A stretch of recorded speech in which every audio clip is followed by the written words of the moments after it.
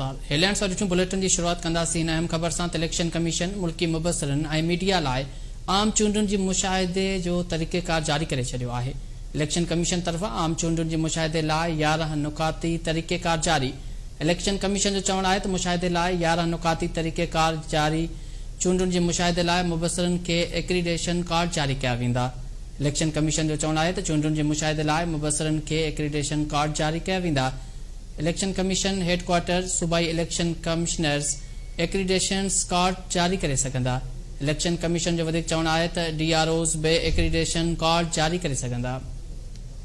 Election commission मूजिब media, NGOs ऐं मुबसर इदारनि जी चूंड मुशाहिदे जी इजाज़त हूंदी। मुबसर एक्रीडेशन कार्ड जी दरख़्वास्त शेड्यूल बाद ॾेई सघंदा।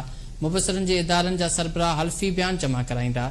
अवां खे आगाह कयूं पिया। इलेक्शन कमीशन जो वधीक चवणु आहे त मुबसरनि जी मुकमल ॼाण, तस्वीर, सुञाणप कार्ड जी कापी ॾियणी पवंदी। मुबसर ज़ाब्ता इख़लाक़ ते अमल जे लिखत में ख़ातिरी कराईंदा। मुबसर ऐं संदन इदारा चूंड अमल ते मुशाहिदे जी रिपोर्ट जमा कराईंदा।